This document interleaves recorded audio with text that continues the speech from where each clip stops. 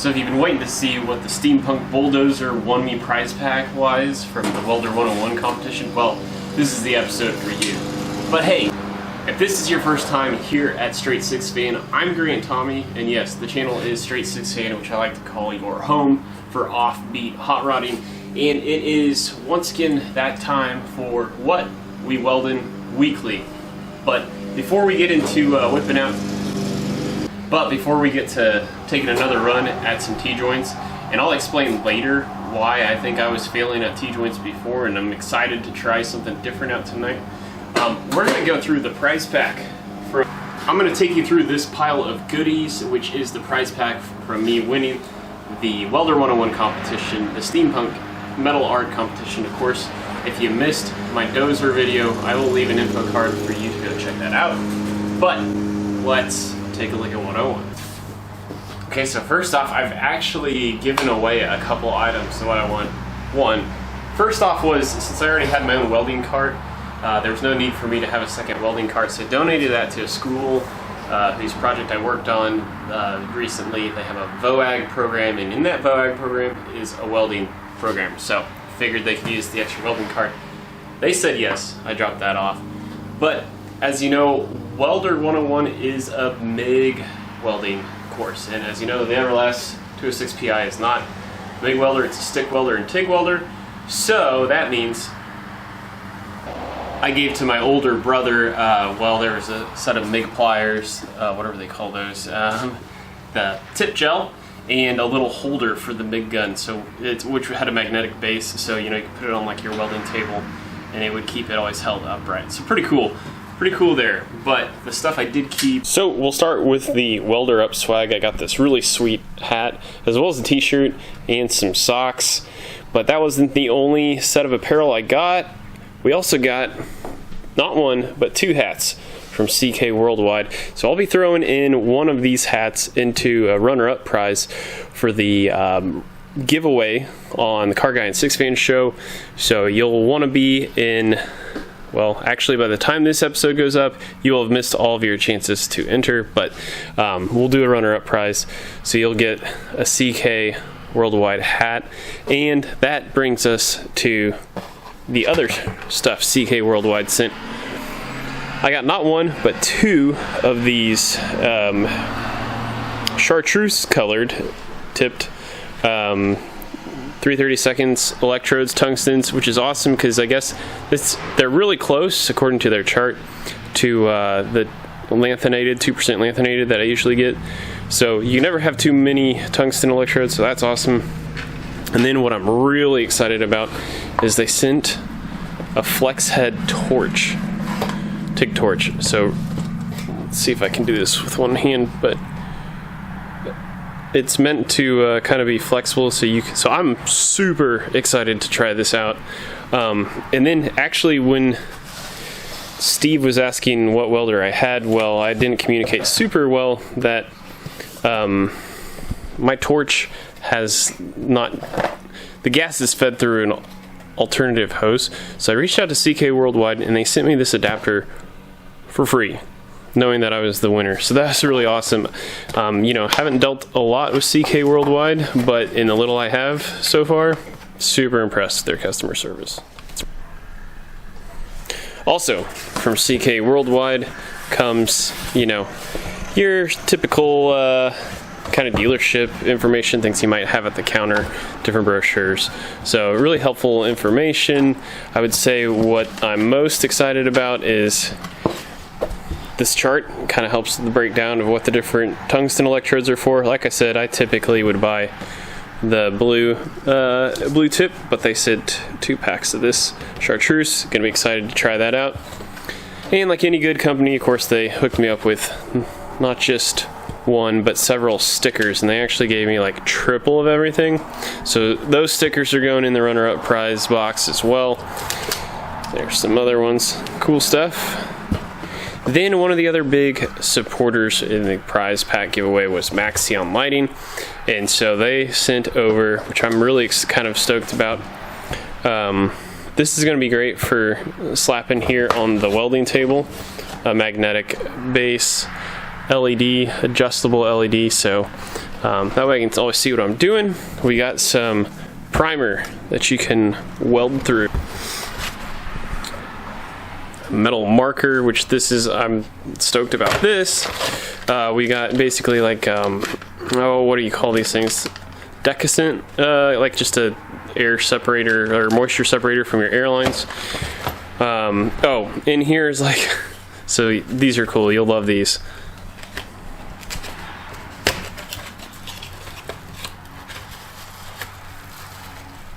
Oh, actually, it's not what I was thinking. This is a flask from Steve Darnell from WelderUp. But also, CK Worldwide sent, they have these little like foam TIG torches, but they're actually like USB thumb drives. So pretty cool. WelderUp keychain, of course, Steve's iconic pistons. What else? More Maxxeon lights. Another LED magnetic base work light, so really cool. And then of course, you know, catalog from CK Worldwide, or HTP, excuse me. You know, window shopping's always fun. So that's that. Super excited to try out all this fun new stuff. So I want to say special thanks to Maxion Lighting, CK Worldwide for the prize pack, and definitely Steve Darnell and Welder 101 for putting the competition on, giving me this opportunity. And I will say this, and one more endorsement for Welder 101 before we get into T-joints here. And that is, if I'm not mistaken, the original prize pack was supposed to be a flex head MIG gun torch from CK Worldwide, I think. But Steve, and his staff, you know, I don't know how, but they must have been keeping tabs and known, either through the Facebook group of me leaving comments, that I don't have a MIG welder, even though I bought a MIG welding course, which I didn't know at the time. And so then they personalized it and gave me the TIG torch. So huge thanks. Just to think that someone of that notoriety, whatever you want to say, is paying that close attention to someone like me, that just speaks volumes for his character, the type of person he is. So I continue to be a huge fan of Steve Darnell. But it's time now, let's try to arc weld some more T-joints, and I want to tell you what I think my problem was heading up till now. Okay, so the night that I was basically prepping and welding up these T-joints, getting them ready to go for a night like tonight, which actually last week was the first week I just had zero time and energy to do any what we weld in weekly. It was the first week I missed all year in some capacity. That is, at least getting out here and doing something with the Everlast, with the grinder, with something. But anyway, when I was picking up that night, so whatever night this was, this would have been before Easter, I was looking at the box of electrodes, and it says right here, 80 to 125 amps. And previously to date, I had always been running my lap joints, my T-joints, on about 75 amps. And so that's probably why my welds looked as crappy as they did, and why I was struggling to get penetration, because I was just way too cold. And then next day I was watching some Jody welding tips and tricks, and he was talking about how a kind of a basic rule of thumb with, you know, these 7014, 7018 electrode is basically 1 amp per 100,000th of an inch. So if an 1/8 inch electrode, that would be 0.125, that gets you that same 125 amp figure that we saw on the box. So tonight's going to be all about turning the heat up and seeing if we don't have better success. I'm going to start probably, since it says 80 amps is the minimum, the low end, and knowing how like I actually was pulling it off some little spurts of good welds at 75. I think I'm going to start at 85. We'll probably go like 85, 95, 105, and just see how we kind of keep graduating that way. So anyway, we'll get the Everlast turned on and let's start burning some run.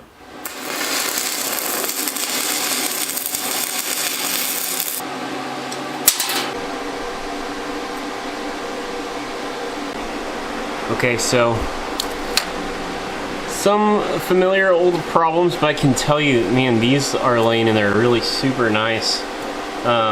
I think I was long arcing it here, which is part of my problem. But a little bit of baking on this flange. So I really think the heat's really fairly close at 85. Probably bumping it up into the 95 range, I think, is probably where we might end up stopping. I don't know, because just barely seeing some undercut up here. But again, I think if I just concentrate on keeping that rod nice, that arc nice and tight, buried in that joint, I think we'll end up with more of these or these. So this is where I had to stop. I was running out of rod.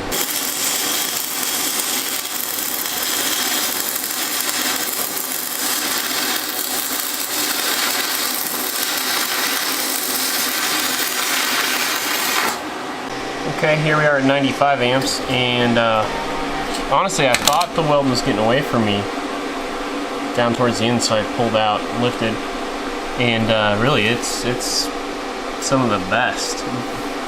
And while I was waiting for heat to get in the material, I was probably moving too fast here. I mean, it's holding a nice tight arc, but so I actually finished better than I started. So we're gonna try tying in, and I honestly feel like, and I don't know, I guess we'll try 105 just to see what happens on the next piece, but I feel like this 95 to 100 is going to be about where I'd want it.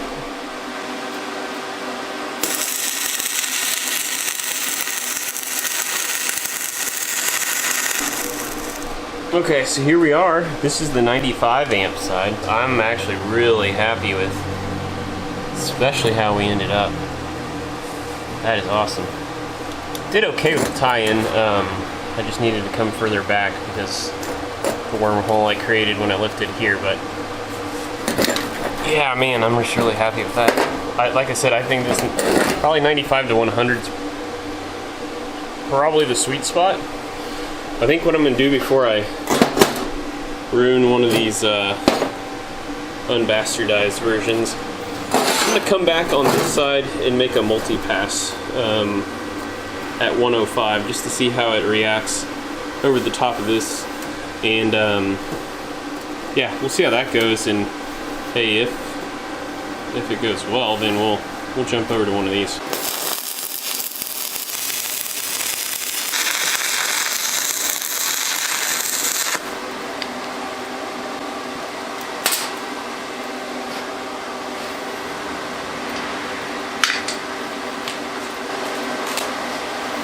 Made sure to get myself a quenching bucket tonight.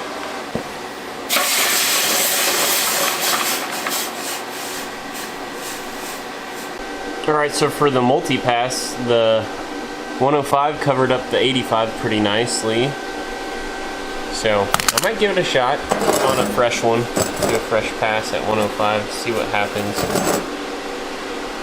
But yeah. It's starting to get fun now.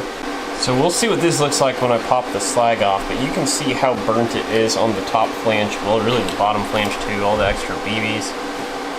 Man, it was violent. It was hot. Getting a little undercut too on the top side, so I still think 95 to 100 is going to be the sweet spot. So I'm going to definitely dial it back for the next side, but you know, who knows? We'll see what happens when we chip the slag off.